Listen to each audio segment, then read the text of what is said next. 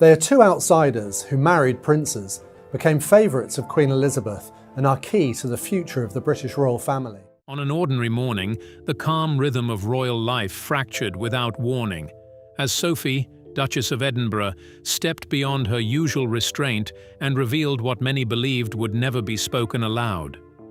Behind closed doors, tensions involving Meghan Markle and Prince William had reportedly reached a point few could imagine. But what exactly did Sophie uncover that left the palace reeling in stunned silence? Do you think this revelation changes how the royal story has been told for years? Yes or no? Let us know in the comments, and don't forget to subscribe so you never miss what's uncovered next. The throne. She looked past. The woman who stepped into the palace carried more than ambition. She carried a belief that the place she entered could be reshaped around her. Long before the public began to question what was unfolding behind those guarded doors, one voice inside had already grown uneasy. By the time Sophie, Duchess of Edinburgh, appeared in that BBC conversation on April 1st, she was not speaking as an outsider looking in. Since her marriage to Prince Edward in 1999, she had lived the reality many only imagine: years of scrutiny, quiet endurance, and the unspoken discipline required to survive within the House of Windsor. She had stumbled, learned, adapted, and ultimately earned something far more valuable than attention: trust. Not the loud, fleeting kind, but the steady confidence of a monarch who values loyalty above all. That is what gave weight to her words. Sophie understood what it meant to arrive from beyond palace walls and be slowly shaped by them. She knew the cost of choosing duty over identity, of stepping back so the institution could stand forward. So when she reflected on the arrival of Meghan Markle in late 2017, her concern was not casual, it was instinctive. Her first impression, as she later reflected, was not rooted in hostility, but in careful observation. Something felt slightly out of place, though it was not about failing to fit in the traditional sense. Instead, it seemed more about not fully engaging with the expectations of the role itself. Sophie sensed a different kind of focus entirely, an attention directed not toward the ceremonial responsibilities offered, but toward something closer to the core of influence within the institution. This subtle distinction carried more weight than the public ever realized. At a time when headlines celebrated the idea of a modern royal Fab Four, the reality behind palace walls remained far more rigid. The monarchy was never designed as a shared spotlight. It operated through order, hierarchy, and long-established tradition. Yet within that structure, Sophie believed, Meghan saw not limits, but possibilities to redefine her place. What she described was not naivete, but calculation, a mindset shaped far from London, in a world where visibility defines success. In places like Los Angeles, recognition is built by standing out, by commanding attention and moving faster than everyone else. But inside the monarchy, survival depends on the opposite. It asks for restraint, patience, and the quiet willingness to disappear into something greater. Others had made that transition. Sophie had. Catherine had. They adjusted, not because it was easy, but because it was necessary. Meghan, however, appeared unwilling to make that exchange. Instead of adapting to the system, Sophie suggested, she expected the system to adapt to her. And that single difference, subtle at first, would grow into something far more consequential. Because history has shown that institutions like this do not bend easily. They endure by remaining unchanged. In the end, it was never just about fitting in. It was about understanding what could never be moved, and what happens when someone tries anyway. What if the most telling signs were never the grand gestures, but the subtle moments hidden from public view? If what appeared as warmth carried a different meaning behind palace doors, what was it about this quiet pattern that raised concern? And why did it increasingly seem to revolve around Prince William? The pattern behind palace smiles. It was never the grand gestures that raised quiet concern, but the small, repeated moments no one outside the palace seemed to notice. What looked like warmth to the public carried a different meaning behind closed doors. According to accounts linked to Sophie, the issue was not simple ambition. Many who enter royal life possess that, but rather the direction it seemed to take. And that direction, she suggested, centered unmistakably on Prince William. To be clear, no claims of romance or secret involvement were ever made. Instead, what emerged was a subtler, more complex picture, a steady pattern of behavior that appeared carefully shaped to create closeness. It was not loud or obvious. Rather, it unfolded quietly through gestures, positioning, and timing. Moments that, taken alone, might seem harmless, but together formed something far more deliberate. By December 2017, during the Christmas gathering at Sandringham, long before any official title was secured, palace observers had already begun to notice what they described as unusual interactions. While the public saw charm and ease, those responsible for maintaining royal protocol were paying closer attention. Within that world, even the smallest physical gesture carries weight, and unspoken rules guide every movement. Crossing those invisible lines, even slightly, does not go unnoticed. Then came May 2018, just days after the wedding that captured global attention. At a garden party held barely 72 hours later, one moment stood out. Instead of the expected reserved greeting, there was a gesture described as unusually familiar, a cheek kiss that lingered, paired with a firm hold that lasted just a moment too long. Observers noted a subtle shift in William's posture, a brief stiffness that spoke volumes without a single word. Individually, such moments might be dismissed. But within the palace, patterns matter more than isolated events. Staff trained to read behavior began quietly documenting what they saw, not as accusations, but as observations. Over time, those observations began to align, forming a narrative that was difficult to ignore. What made the situation so unsettling was not its boldness, but its precision. It suggested an understanding of visibility, of how images are formed and interpreted. In an institution built on tradition and carefully managed appearances, even the suggestion of blurred boundaries carries weight. And so, beneath the polished surface of royal unity, a quieter story seemed to unfold, one not defined by scandal, but by subtle moves that, once connected, hinted at something far more calculated than anyone had first imagined.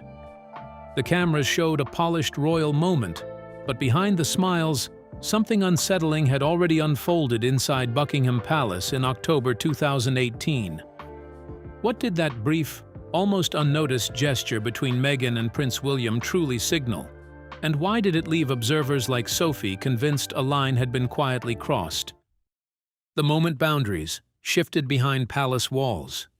The cameras captured a polished scene, but what unfolded beneath the surface told a far more unsettling story. In October 2018, inside Buckingham Palace, a brief gesture drew quiet attention. Meghan placed her hand firmly on Prince William's back, an action that, to some, seemed unusually familiar.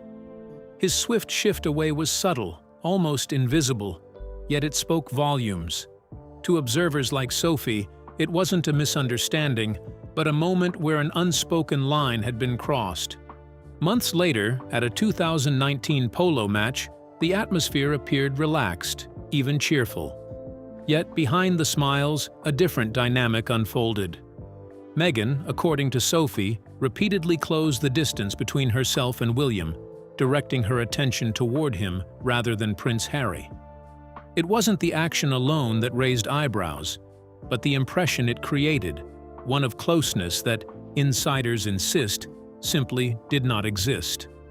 Sophie suggested these moments felt deliberate, carefully staged to project a narrative that clashed with reality.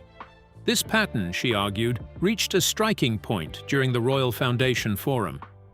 On stage, the world saw unity.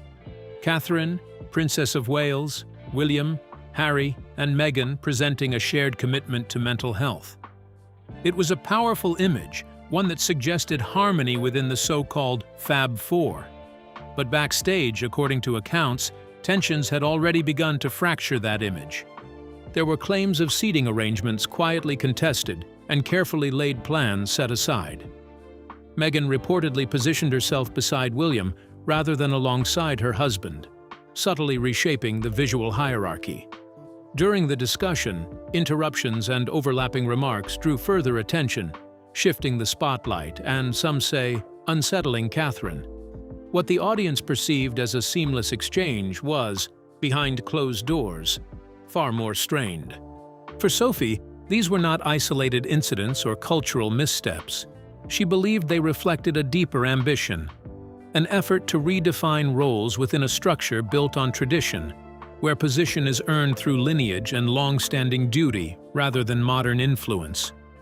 To her, it signaled a clash not just of personalities, but of values, one rooted in centuries-old protocol, the other in contemporary visibility and personal branding. Whether interpreted as misjudgment or strategy, these moments marked a turning point. They hinted at a quiet struggle unfolding within palace walls, one that would later echo far beyond them, reshaping how the world viewed the royal family and the fragile balance that holds it together. What really lay inside the palace's internal records that few were ever meant to see? And how did Sophie, Duchess of Edinburgh's April 1st revelation about a quietly launched March 2021 HR review reshape everything we thought we knew about those long-buried tensions and the timing of what was kept from the public? The hidden record that changed everything. Inside the quiet corridors of the palace, far from cameras and carefully written statements, a record was kept, one that few expected would ever be acknowledged. It was not gossip or rumor, but an internal file, a detailed account of moments that, taken alone, might seem small, yet together painted a far more complicated picture. When Sophie, Duchess of Edinburgh, spoke on April 1st, she did more than revisit old tensions. She confirmed that in March 2021, an internal HR review had indeed been launched, quietly and deliberately, just before the world turned its attention to a very different story. Public memory often returns to the dramatic interview with Oprah Winfrey, where Meghan Markle and Prince Harry shared their version of events. That moment reshaped global perception almost overnight. Yet, according to Sophie, what remained unseen was far more layered. The internal review, she suggested, extended beyond allegations of staff mistreatment. It became a long-running log, an accumulation of behaviors that challenged not only protocol, but the very rhythm of royal life. There were claims of late-night messages sent outside formal channels, of informal approaches where structure was expected. There were moments described as crossing personal boundaries, including interactions that unsettled senior figures like Queen Elizabeth II and King Charles III. These were not explosive incidents on their own, but repeated patterns that, over time, drew concern. To Sophie, it signaled something deeper than misunderstanding. It pointed to a deliberate reshaping of roles. More striking was her suggestion that private family conversations did not always remain private.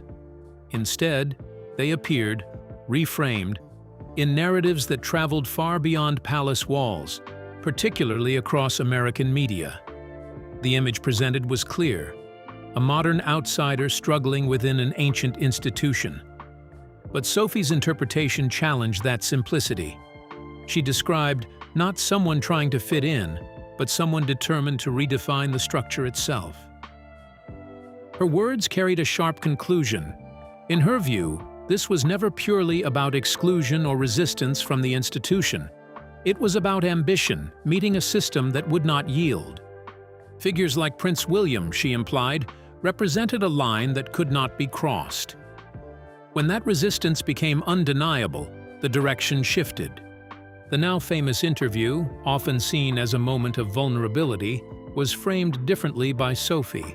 To her, it marked a calculated turning point, a public departure shaped as much by strategy as by emotion.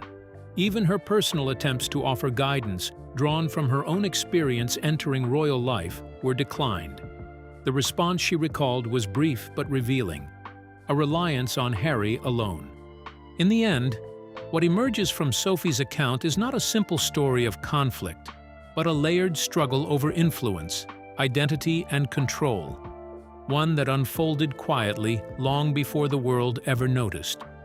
If the bond between Prince Harry and Prince William once seemed unbreakable, what unseen shifts slowly drove a wedge between them?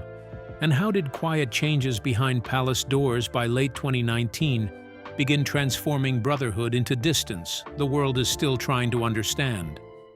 The quiet unraveling behind palace walls. If you have ever tried to understand how Prince Harry, once bound so closely to Prince William, could drift into years of silence and distance, the explanation may lie not in a single moment, but in a series of quiet, almost invisible shifts that reshaped everything he once knew. Long before the world focused on royal exits and media deals, something more subtle was unfolding behind closed doors. By late 2019, communication lines that had once been effortless between the brothers began to narrow. Messages no longer flowed freely. Invitations for informal conversations were delayed, redirected, or declined altogether. The reasons, often relayed through Meghan Markle, carried a consistent tone. Space was needed, priorities had changed, and time together was no longer as simple as it once had been. To outsiders, it appeared as routine adjustment. Inside, however, it marked the beginning of a deeper separation. What had once been a shared understanding between two brothers slowly transformed into distance, shaped by interpretation and influence. According to accounts attributed to Sophie, Duchess of Edinburgh, this was not a sudden break, but a gradual repositioning. Harry's world became smaller, more contained, and increasingly centered around a single voice of reassurance and guidance. This shift did not occur in isolation. Harry's past, particularly the loss of Princess Diana in 1997, had always been a defining part of his emotional landscape. The weight of growing up as the spare within a centuries-old institution added another layer of quiet pressure. These were not fleeting feelings, but long-standing wounds. And in this delicate space, perception became everything.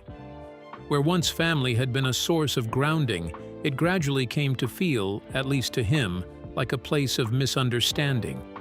One moment often pointed to as symbolic of this shift came in July 2019, during the christening of Archie. Traditionally, such events followed clear royal customs, shaped by history and public expectation. Yet this occasion unfolded differently. Decisions surrounding privacy, access, and information broke from precedent. Details were withheld, photographers limited, and even long-standing practices set aside. To some, it reflected a desire for independence. To others within the institution, it signaled something more, a quiet declaration that established rules no longer held the same authority. As tensions grew, disagreements that might once have remained private began to take on larger meaning. Institutional boundaries, whether related to roles, security, or public visibility, were no longer seen as neutral structures, but as deliberate limitations. Each denied request carried emotional weight. Each protocol felt personal. Over time, a narrative formed, one that reframed internal conflict as something far broader and more consequential. What remains most striking is not the public fallout that followed, but the human cost beneath it. This was not simply a story of titles or tradition, but of relationships slowly redefined.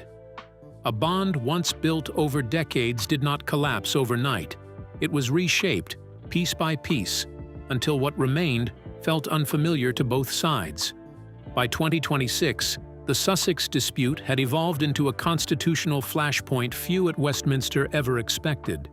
How did questions over Archie and Lilibet's titles, first resurfacing after Queen Elizabeth II's passing in 2022, escalate into a wider battle over royal duty, privacy, and the monarchy's fragile future? The crown, the children, and the lines that would not fade. In 2026, the debate surrounding the Sussex family reached a legal and constitutional intensity that few at Westminster Palace had anticipated. The focus was not only on royal identity, but on the fragile balance between privacy and duty that had been tested since September 2022, when Queen Elizabeth II died and the monarchy entered a new and uncertain chapter. By early 2023, Archie and Lilibet's public use of prince and princess titles reignited questions inside royal circles, even as official recognition remained carefully withheld behind closed doors. Much of the tension was later brought into public view during Sophie's April 1st broadcast, where she argued that titles are not decorative labels, but symbols of lineage, trust, and accountability. She suggested that the hesitation in granting recognition was rooted less in heritage and more in principle, noting that the institution could not easily separate symbolism from conduct. Her remarks took an even sharper turn when she addressed long-standing public speculation about the children's documentation, dismissing sensational claims while carefully emphasizing discretion over absolute openness. In her framing, the monarchy's caution was not accusation, but a safeguard, insisting that intention mattered alongside biology in matters of royal status. That same broadcast also turned toward Harry's escalating dispute with the Home Office over armed police protection, where Sophie warned that expecting full state security without royal duty created an unstable precedent. She drew a stark contrast between protection and responsibility, a comparison that echoed earlier criticisms once directed at other members of the royal family facing reduced roles. Behind the scenes, King Charles had already begun tightening his approach by late 2024, following internal assessments that showed public support for Meghan had fallen sharply to 17%. In response, royal strategy shifted toward finality, closing off earlier hopes of reconciliation and ruling out another Sandringham summit. The message from the palace was unmistakable. The door was no longer simply closed, but permanently reinforced by circumstance and conviction. Public discussion soon intensified as legal analysts revisited the carefully chosen language of Sophie's remarks, treating them as a rare window into constitutional reasoning usually kept behind palace walls. In particular, her distinction between privacy and accountability was widely debated across media platforms and think tanks, with some arguing it reshaped how royal discretion is interpreted in modern times. Others viewed her comments as reinforcing a stricter institutional stance that leaves little room for ambiguity when it comes to titles, security, and public responsibility, especially in light of ongoing scrutiny from both Parliament and the public sphere. Meanwhile, the broader Sussex narrative remained firmly unresolved, as both sides held to positions that appeared increasingly difficult to reconcile in the public imagination, leaving questions without clear resolution yet. Two names continue to shape the royal narrative, but not in the same way. Catherine, the quiet pillar of stability, and Meghan, often linked with change and disruption. But what truly separates their influence within the monarchy, and why did Sophie's April 1, 2025 testimony place Catherine at its moral center? The quiet crown and the competing light. In every modern account of the royal household, two names keep returning, not as equals in conflict, but as contrasts in character. Catherine, Princess of Wales, stands as the quiet force who never needed attention to prove her place, while Meghan becomes the figure often described as movement, ambition, and noise. Sophie's testimony on April 1, 2025, placed Catherine at the center of steadiness, calling her the moral backbone of a system often tested by change. What made Catherine striking was not what she demanded, but what she refused to demand. She did not chase spotlight battles or public comparisons. Instead, she spent her days in places far from cameras, sitting on classroom floors in London schools, listening to children, shaping early childhood projects that would later influence national discussions.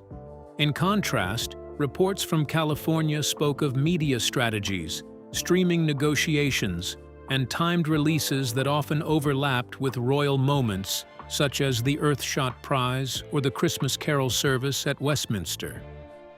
By December 2025, public opinion reflected a clear divide. Catherine's favorability stood at 73%, William at 69%, while Meghan's dropped to 17%. The numbers were not just statistics. They became symbols of how differently each path was received by the public. During the Together at Christmas concert, viewed by 8.4 million people, attention again turned to contrast when a competing holiday special struggled to enter the UK top 10. Observers noted a pattern stretching back years. Interviews aired during sensitive royal periods, trailers released alongside major royal events, and promotional timing that seemed to mirror palace calendars.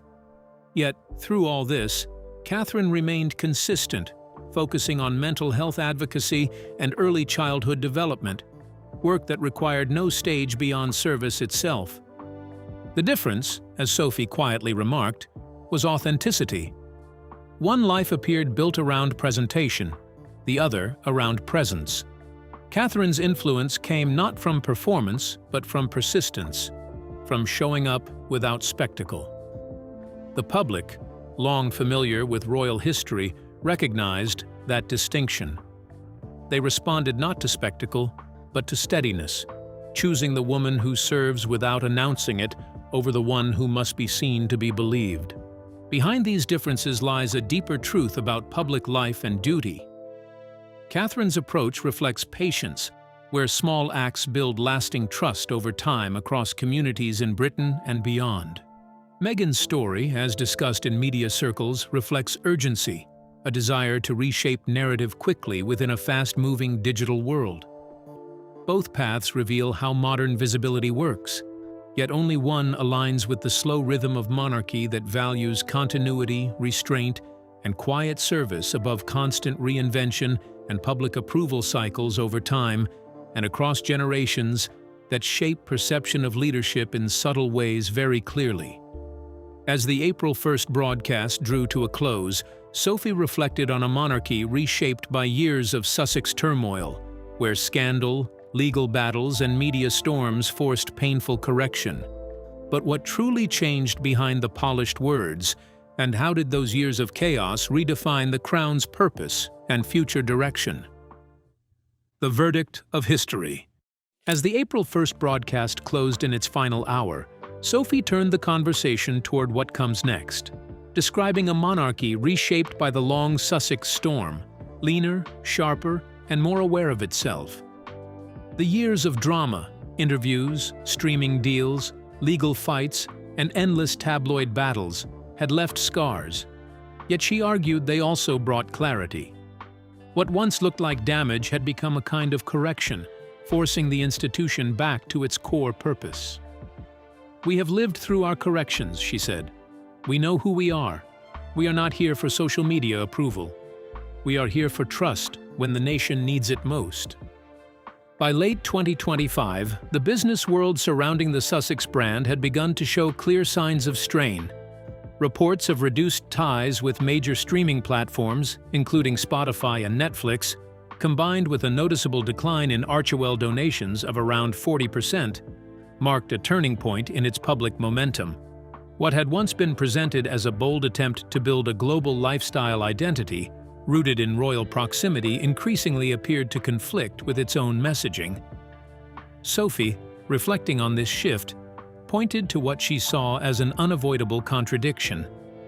It is difficult to profit from royal influence while simultaneously describing the institution as fundamentally broken and expect both narratives to remain stable over time.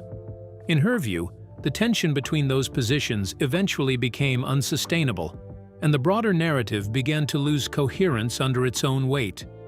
Inside the palace, silence was not accidental but strategic. While documentaries circulated and commercial trademarks continued to be registered, King Charles and Prince William maintained a deliberate absence of public reaction. Sophie later described this restraint not as passivity, but as a form of final authority. an expression of control through non-engagement rather than confrontation. Attention within the working monarchy instead shifted toward duty and continuity, with events such as the 2025 Together at Christmas concert and a steady stream of engagements led by William and Catherine reinforcing a quieter, more focused image of the crown. She also reflected on earlier impressions within royal circles regarding Meghan Markle's entry into the institution. "She treated us like a stage," Sophie said, measured and composed. "We treated her like family until she proved she was not one." The remark, according to her framing, was not intended as anger, but as closure. The so-called disruptive force, as Sophie once described it, did not dismantle the monarchy. Instead, it exposed pressure points within it, revealing long-standing tensions beneath polished tradition. As media attention eventually shifted elsewhere, what remained was continuity, duty, crown, and public service. The institution endured while the noise faded, and history continued its steady process of separating performance from legacy, preserving only what proved lasting. In the years that followed, focus gradually returned to service rather than spectacle, reinforcing the idea that reputation built on attention is fleeting, while reputation built on consistency endures. In that quieter space, the monarchy continues to define itself not through explanation, but through action. So, what do you think really sparked Sophie's explosive claims about Meghan and William? And could this tension be worse than the palace admits? We'd like to hear your thoughts. Don't forget to like and subscribe.